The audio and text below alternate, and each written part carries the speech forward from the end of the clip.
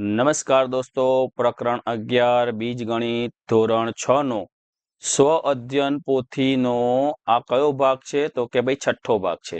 છઠ્ઠા ભાગનું ગણિતનું આ આપણું 11મું પ્રકરણ છે. બીજગણિત ચોપડી ખોલો, સ્વ અધ્યયન પોથી ખોલો એટલે પહેલું જ આવશે. આખી તમને અહીંયા તો હું વિડીયોમાં સમજણ આપીશ, પણ આખું તમારા જવાબ સાથે પીડીએફ સ્વરૂપે જોઈતું હોય તો આપણી ગાઈડ એપમાં તમને મળી જશે. ગાઈડ એપ લગભગ તમારા બધાના મોબાઈલમાં છે.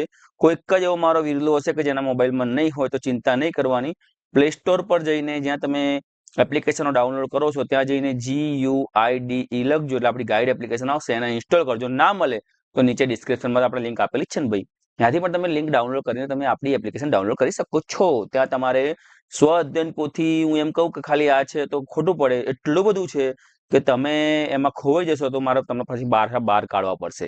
હવે અને એમાં ખોવાશો તમારો ફાયદો છે, નુકસાન નથી. બીજી બધી જગ્યાએ મોબાઈલમાં ખોવાશો તો નુકસાન છે, પણ ગાઈડ એપ્લિકેશનમાં ખોવાશો તો તમારું કોઈ જ નુકસાન છે નહીં. ચલો ત્યારે આજે આપણે જોઈએ 11મું પ્રકરણ બીજગણિત. પણ એ પહેલા આપણી ચેનલને જે પણ મિત્રો સુધી સબસ્ક્રાઇબ નથી કરી સબસ્ક્રાઇબ કરી દો. વિડીયોને લાઈક તો બધાએ કરવાનું છે અને કમેન્ટમાં દોસ્તો આપણે હાજરી પુરાઈ દઈએ. આપણે યસ સર લખવાનું ભૂલવાનું નથી. અને એ સિવાય તમને આ વિડીયો કેવો લાગ્યો એ કમેન્ટ બોક્સમાં ખાસ જણાવવાનું છે. ચલો ત્યારે જોઈએ પ્રકરણ નંબર 11નું પહેલું. સાચો વિકલ્પ પસંદ કરી બ્રેકેટમાં આપણે લખવાનું છે ઓપ્શન. ચલ એટલે શું? તો ચલ એટલે જુદી જુદી કિંમત ધારણ કરી શકે છે, તો એ આવશે. પહેલું આપણે જોયું કે જુદી જુદી કિંમત ધારણ કરી શકે છે એટલે કે એ ઓપ્શન આવશે. બીજું છે એકબીજાને અડકીને દિવાસળીઓ વડે બનાવેલ 4 દિવાસળીની સંખ્યા કેટલી હોય? 4 ચોરસની આપણે 1 2 3 અને 4 બરાબર. આ રીતે આપણે ચોરસ બનાવવાનું છે. ચલો ફરી બનાવીએ. આ 1 ચોરસ, આ 2 ચોરસ, આ 3 ચોરસ અને આ 4 ચોરસ. હવે આપણે ગણવું પડે 1 2 3 4 ચોરસ દિવાસળી 1 2 3 4 5 6 7 8 9 10 11 12 13. આવું ના કરો તો સૂત્ર છે 3n+1 એટલે કે જ્યાં n છે ત્યાં આપણે કેટલા ચોરસ બનાવવાના છે? 4. તો 4 લખી દઈએ એટલે 3 ચોક 12 ને 13 દિવાસળીની જરૂર પડે એટલે જવાબ આવશે બી. ચલો જોઈએ, જો દિવાસળીની સંખ્યા માટે n લઈએ તો s ની મેચેસ્ટિક પેટર્ન રચવા માટેનો નિયમ કયો બને? જો દિવાસળીની સંખ્યા n લઈએ તો s ની મેચેસ્ટિક, આ s નથી 5 છે દોસ્તો, આપણે અહીંયા 5 વાંચવાનું છે. 5 ની મેચેસ્ટિક પેટર્ન રચવા માટેનો s આપણે સોરી આ s જ છે. આપણે અહીંયા સિમ્બોલ s બનાવવાનો છે. s ની મેચેસ્ટિક પેટર્ન રચવા માટે તો આપણે s બનાવો તો 1 2 3 4 આપણો s બને. તો 1 2 3 4 અને 5 એટલે કે 5n આપણે લેવો પડે, તો જવાબ છે એ. ચલો એક દિવાસળીની પેટીમાં 50 દિવાસળી સમાય તો n દિવાસળીની પેટીમાં કેટલી દિવાસળી સમાય? તો આપણે 50 અને n આ રીતે આપણું સૂત્ર બને. એની પાસે જેટલી દિવાસળી હોય આપણે સૂત્રમાં કહ્યું છે તમને મૂકી દેવાનું, તો જવાબ આવશે બી 50n. L ની રચના માટેનો નિયમ 2n છે, તેમાં n માટે કયું વિધાન સાચું છે? 2n છે બરાબર, એટલે 1 અને 2 દિવાસળી બને. તો n રચવામાં આવતી l ની સંખ્યા છે, n એ ચલ છે, n એ સતત મૂલ્ય બદલાય છે. તો આ ત્રણે ત્રણ સાચા છે, આ ત્રણે ત્રણ એમાં સાચા બને. તો જવાબ આવશે 1 2 અને 3 એટલે કે ડી. નીચેનામાંથી કયું ચલ નથી? તો નીચેનામાંથી 5 છે એ ચલ નથી. આ બધાની કિંમતો ડી બરાબર 5 જવાબ આવશે. 20x બરાબર 100 માં x બરાબર કેટલા? તો 20 ગુણ્યા x બરાબર 100 કરવા હોય તો 20 ગુણ્યા 5 કરીએ તો 20 5 100 થાય, તો x બરાબર 5 જવાબ આવે એટલે કે જવાબ આવશે એ. ચલો આગળ જોઈએ, નીચેની ખાલી જગ્યા પૂરો. એકબીજાને અડકીને દિવાસળી વડે બનાવેલા 3 ત્રિકોણમાં દિવાસળીની સંખ્યા. તો મેં તમને કહ્યું છે કે 3n બરાબર. એકબીજાને અડકીને દિવાસળી વડે બનાવેલા, જો આપણે અહીંયા 5 દિવાસળી વાળું પહેલું જોયું હતું ને, બનાવેલ 4 ચોરસમાં દિવાસળીની સંખ્યા કેટલી? એકબીજાને અડકીને દિવાસળીઓ વડે બનાવેલ 4 ચોરસમાં દિવાસળીની સંખ્યા કેટલી? જ્યારે આવું પૂછે અહીંયા એકબીજાને અડકીને દિવાસળી વડે 3 ત્રિકોણની સંખ્યા કેટલી? તો પેલામાં 13 હતું, આમાં થઈ જશે 7 બરાબર. ત્રિકોણ છે બરાબર, એટલે મૂળાક્ષર f ની n. આનો જવાબ આવશે પેટર્ન માટેનો નિયમ 4n. અહીંયા ખાલી જગ્યાની કિંમત ચોક્કસ નથી તો ચલની. એક બોક્સમાં 20 પેન્સિલ તો m બોક્સ પેન્સિલની સંખ્યા માટેનો નિયમ 20m. 3 ગુણ્યા n બંને આપણે 3n વડે પણ દર્શાવી શકાય, અને x + 12 બરાબર 18 હોય તો x બરાબર આપણો 6 થાય. ચલો ખરા ખોટા જોઈ લઈએ. નીચેના વિધાનો ખરા છે કે ખોટા જણાવો. ચલની કિંમત ચોક્કસ હોય છે તો ખોટું છે ભાઈ. પછી એકબીજાને અડકીને દિવાસળીથી બનાવેલ 2 ચોરસમાં 7 દિવાસળીઓ છે તો સાચું છે. x + 2 માં 2 એ ચલ છે, ખોટું. ડી માં આવશે ખોટું અને ઈ માં આવશે ખોટું. એટલે પહેલું વચ્ચે બીજા નંબરનું સાચું છે, બાકી બધું ખોટું છે. નીચેના જોડકા આપણે બનાવવાના છે. મૂળાક્ષર ટી માટે પેટર્ન, ટી માટેની પેટર્ન કઈ છે? તો પહેલામાં દોસ્તો આવશે ચોથું 2n, આ જો મેં તમને જવાબ લખાયેલા છે, પહેલામાં એમાં આવશે ચોથું, બી માં આવશે આપણે ત્રીજું 3n, 3 માં આવશે 5n, એમાં કેટલી દિવાસળી વપરાયા બનાવવામાં, એટલે આનો પરથી જવાબ મળી જાય તમને, અને 4n. ચલો જોઈએ નીચેના કોષ્ટક પૂર્ણ કરી તે સમીકરણ પરથી ઉકેલ. હવે જો આમાં તમારે સમજી લો શું કરવાનું છે. બહુ દાખલો સહેલો છે, પણ તમને સમજણ ના પડે, તમે વિચારો કે આમાં શું કરવાનું. અહીંયા આપણને x+2 આપેલા છે બરાબર 14 છે, તો આપણે આમાંથી આ જે છે એમાંથી કયું મૂકીએ તો આ તમે આમ મોઢે કહી દઈ શકશો કે ભાઈ અહીંયા x બરાબર કેટલા મૂકીએ, એમાં કેટલા મૂકીએ તો એમાં 2 ઉમેરે 14 થાય, તો કે ભાઈ એમ 12 મૂકીએ તો 12 ને 2 14 થાય, આપણને ખબર છે. પણ હવે આપણે અહીંયા સમીકરણના પ્રમાણમાં શોધવાનું છે. અત્યારે તમને સહેલું પૂછાય, પણ જેમ જેમ આગળ જેમ સમીકરણો અઘરા બનતા જાય ત્યારે આપણી આ રીત કામમાં આવે. હવે જો અહીંયા x+2 બરાબર 14 છે બરાબર. જો અહીંયા આપણે x બરાબર 7 મૂકીએ તો 7 ના 2 9 થાય, એટલે આ નથી આવતું. x બરાબર 8 મૂકીએ તો 8 ના 2 10 થાય, એટલે આ નથી આવતું. x બરાબર 9 મૂકીએ તો 11 થાય. x બરાબર 10 મૂકીએ, x બરાબર 11 મૂકીએ અને x બરાબર 12 મૂકીએ, એટલે આપણો સમીકરણનો ઉકેલ x બરાબર 12 છે. તો એ જવાબ આપણે 14 આવે છે. ચલો બીજું જોઈએ. x + 10 બરાબર 15 હોય તો જો આપણે 1 મૂકીએ તો 11 થાય, એટલે આ ના આવે. 2 મૂકીએ તો 12 થાય, 10 ના 3 13 થાય, 10 ના 4 14 થાય, 10 ના 5 15, તો x બરાબર 5 ઉકેલ આપણો આવશે બરાબર. ચલો અહીંયા જોઈએ 5x બરાબર 20 હોય તો સમીકરણનો ઉકેલ. અહીંયા આપણે 5 ગુણ્યા કેટલા ગણીએ તો આ 5 ગુણ્યા કેટલા કરીએ તો જવાબ 20 આવે, તો 5 ચોક 20, આપણે 4 જવાબ આવે. હવે જો અહીંયા 1 મૂકીએ તો 5 જવાબ આવે છે, 2 મૂકીએ તો 10 આવે છે, 3 મૂકીએ તો 15 આવે છે, 4 મૂકીએ તો આપણે એટલે 4 આપણો જવાબ સાચો છે. તમે આ રીતે પણ તમારા બ્રેકેટમાં બધું લખવું પડશે તમારા બોક્સમાં. સમીકરણનો ઉકેલ x બરાબર 3 હોય તો 8 ગુણ્યા 1 કરીએ તો 8 આવે, 8 ગુણ્યા 2 કરીએ તો 16 આવે, 8 ગુણ્યા 3 કરીએ 24 આવે, 8 ગુણ્યા 4 કરીએ બતાવે તો આપણે 24 જોઈએ છે, તો 8 ગુણ્યા 3 કરીએ તો 24 આવી જાય છે. પર્વત દિવાસળીની મદદથી અંગ્રેજી મૂળાક્ષર C, W અને V બનાવે છે. તે માટે તે દિવાસળીઓ નીચે મુજબ ગોઠવે છે. C બનાવવા માટે તો આવા 4 C બનાવવા માટે કેટલી દિવાસળી જોઈએ? તો અહીંયા જો 1, 2 અને 3 દિવાસળી જોઈએ એક C બનાવવા માટે. એક C બનાવવા માટે 3 દિવાસળી જોઈએ છે, તો 4 C બનાવવા માટે 4 ગુણ્યા 3 એટલે કે 12 દિવાસળી જોઈએ બરાબર.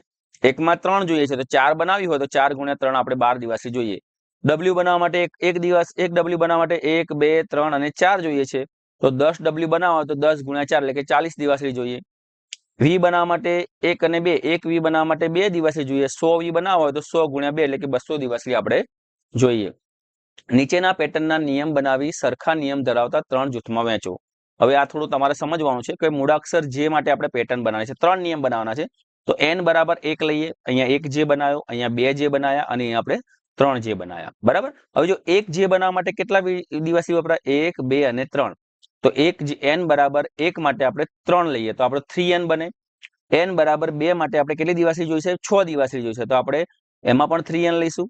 અને n બરાબર 3 માટે 9 દિવાસળી જોઈએ તો આપણે 3n, એટલે કે 3 ગુણ્યા જો અહીંયા 3 ગુણ્યા 1 કરીશું, અહીંયા 3 ગુણ્યા 2 કરીશું અને 3 ગુણ્યા 3 કરીશું, તો આપણે 9 દિવાસળી થઈ જાય. અહીંયા 6 થઈ ગઈ ને અહીંયા 3 થઈ ગઈ બરાબર. n એટલે આપણે ચોરસ જે લેવાના છે, કેટલા જે બનાવવા છે એના આધારે. તો નિયમ બનશે 3n. અહીંયા જો આપણે મૂળાક્ષરી માટે આપણે 3 મૂળાક્ષરીના 3 આપણે બ્રેકેટ બનાવ્યા, એમાં n1, n2 અને n3. એક n બનાવવા માટે આપણે 5 જોઈએ છે, 2 માટે 10 અને 3 માટે 15. તો નિયમ બરાબર 5n, 5n અને 5n બને છે. આ કેમ આવ્યું? તો અહીંયા જો 5n આપણે n ક્યારે બદલાતો નથી, n આપણે અહીંયા 1 છે, અહીંયા n 2 છે નહીં, આ n ને ધ્યાનમાં લેવાનો છે. તો અહીંયા 5 ગુણ્યા 3 કરે તો આ જવાબ આવવો જોઈએ. આપણે આ જે સંખ્યા મૂકીને અને જવાબ આપણો આ આવવો જોઈએ. તો અહીંયા 1 મૂકીએ, 2 મૂકીએ અને 3 મૂકીએ તો જવાબ આપણો 5, 10 અને 15 આવે, એટલે નિયમ બરાબર 5n બને છે. મૂળાક્ષર C માટે જોઈ લઈએ આપણે. મૂળાક્ષર C માટે n1, n2 અને n3 એ 3 દિવાસળી જોઈએ, 6 દિવાસળી જોઈએ અને 9 દિવાસળી, એટલે આપણો નિયમ બનશે 3n.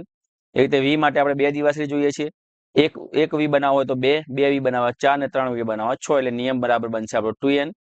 2 બનાવવો હોય, આપણે 2 અંક બનાવવો હોય તો 5 દિવાસળી જોઈએ, 1 માટે 5, 2 માટે 10 ને 3 માટે 15, એટલે 5n બનશે. 5 નો ગુણાંક જશે, 5 નો ગુણાકાર કરતો જાનો, 5 નો ઘડિયો 2, 4 અને 6 એટલે 2n બનશે 7 બનાવવા માટે. હવે અહીંયા જો નિયમ આપણે બોક્સમાં તમારે પછી એના આપણું વર્ગીકરણ કરવાનું છે. 2n માટે V અને 7 લેશે, 3n માટે J અને C આવે છે અને 5n માટે E અને 2, 5 દિવાસળી આમાં વપરાય છે. એક બોક્સમાં 20 પેડા મૂકેલ છે.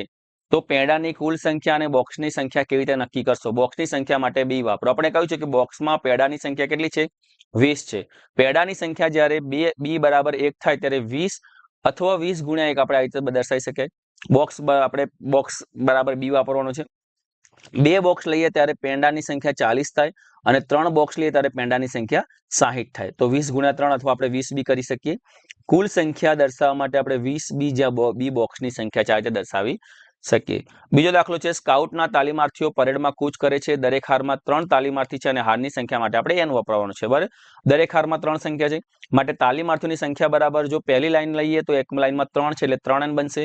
બીજી લાઈન લઈએ તો એમાં 2 છે એટલે 6 વિદ્યાર્થી આવશે, એમાં પણ 3n બનશે. અને ત્રીજી લાઈનમાં 9 છે, 3 નો ઘડિયો બોલતા જ એટલે 3 ગુણ્યા 3 કરીએ તો 9 બનશે. આ નિયમ બનશે આપણો 3n. ધોરણ 6 ના વર્ગમાં એક હારમાં 5 વિદ્યાર્થી છે. વિદ્યાર્થીની સંખ્યાને હાર માટે કયો નિયમ થશે? હાર માટે આપણે m વાપરવાનો છે. હારની સંખ્યા માટે આપણે m અને હારમાં વિદ્યાર્થીઓની સંખ્યા 5 છે. બરાબર, એટલે એક લાઈનમાં 5 વિદ્યાર્થી, બીજી લાઈનમાં 10 વિદ્યાર્થી, 3 લાઈન કરીએ તો 15 વિદ્યાર્થી, એટલે 5 નો ઘડિયો બોલીએ તો 5 1 5 2 5 3 કરીએ તો 5m એનું આપણો નિયમ બનશે. બરાબર, આયુષ લકોટી ગોઠવી સુંદર પેટર્ન બનાવે છે. પેટર્નની સંખ્યા માટે આપણે n વાપર્યું. પ્રત્યેક હારમાં લકોટીની સંખ્યા 5 છે. કુલ લકોટીની સંખ્યા આપણે અહીંયા પણ કરવાનું છે 5 10 15 1 2 3. આ રીતે જો 7 હાર હોય તો 5 ગુણ્યા 7 કરીએ તો 35 લકોટીઓ એમાં હશે. મહેશ, આ તમને એમને મોઢે આવડી જાય બેટા, પણ આમાં શું છે, તમારે ખાલી આ બધું લખવામાં આપણે કઈ રીતે લખવું એ શીખવાનું છે. બાકી તમે આ તો મોઢે કહ્યું મહેશ સુરેશનો નાનો ભાઈ છે, મહેશ 4 વર્ષ નાનો છે. મહેશની ઉંમરના આધારે સુરેશની ઉંમર તમે નક્કી કરો. હવે આપણને શું કહે છે? ધારો કે આપણે મહેશની ઉંમર આપણને કહ્યું છે y ધારવાની છે. હવે મહેશ 4 વર્ષ નાનો છે. બરાબર, મહેશ 4 વર્ષ નાનો છે એટલે સુરેશની ઉંમર કેટલી થાય? એમાં 4 ઉમેરીએ, સુરેશ 4 વર્ષ મોટો છે એટલે y + 4 થશે. મહેશ 4 વર્ષ નાનો છે એટલે સુરેશની ઉંમરમાં આપણે 4 ઉમેરવા પડે તો આપણું સૂત્ર બનશે y + 4. તો આપણને ઉંમર મળી જાય. એક પક્ષી 1 મિનિટમાં 2 કિલોમીટર ઉડે છે. આપણે અહીંયા ઉડવાનો સમય t કરીએ. 1 મિનિટમાં કેટલું અંતર કાપે છે? 2 કિલોમીટર. જો કપાયેલું અંતર આપણે શોધીએ, જો t બરાબર આપણે 1 લઈએ તો 2 કિલોમીટર વપરાય, t બરાબર 2 લઈએ તો 4 કિલોમીટર અને t બરાબર 3 લઈએ તો 6 કિલોમીટર. એટલે આપણે અહીંયા 2t નિયમ બનશે. બરાબર, ચલો જોઈએ. અનિતા અમરસિંહની દીકરી છે. અનિતા અમરસિંહ કરતા 22 વર્ષ નાની છે. જો અમરસિંહ 25 વર્ષના હોય તો અનિતા 3 વર્ષની હોય. તો અમરસિંહની ઉંમરના આધારે અનિતાની ઉંમર શોધો. આપણે અહીંયા અમરસિંહની ઉંમર આપણે x લઈએ. અનિતાની અમરસિંહ કરતા 22 વર્ષ નાની છે એટલે x માંથી આપણે 22 બાદ કરીએ તો આપણું ઉંમર સૂત્ર બનશે x - 22 વર્ષ. ચલો આગળ જોઈએ. દેવાંશી કેરીની મોટી પેટી ખાલી કરી નાની પેટીમાં ભરે છે. જ્યારે મોટી પેટી ખાલી થાય ત્યારે આવી 3 નાની પેટીઓ ભરાય છે. બરાબર, અને 3 કેરીઓ વધે છે.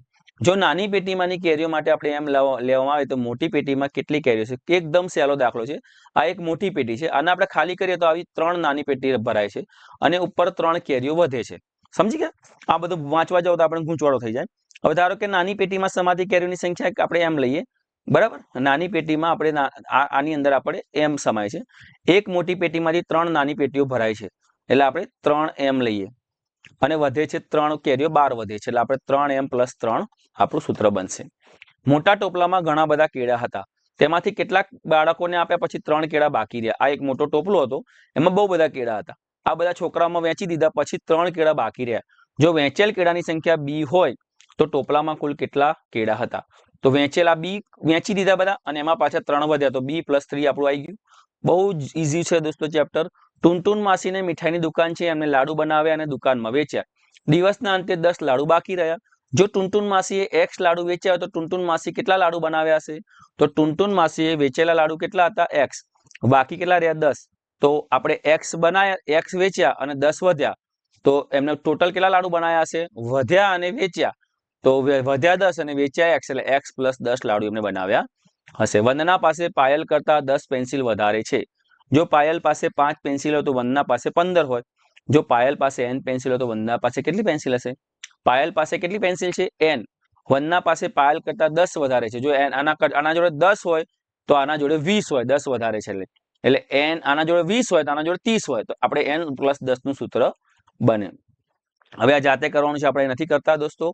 હવે અહીં તમારું આખું આપણે સ્વ અધ્યયન પોથીનું ધોરણ 6 નું આપણો 6થા ભાગનું 11મું ચેપ્ટર પૂર્ણ કર્યું દોસ્તો. આ વિડીયો તમને કેવો લાગ્યો કમેન્ટમાં ખાસ જણાવજો. સૌને જય હિન્દ, જય ભારત, ટાટા, બાય બાય, આવજો.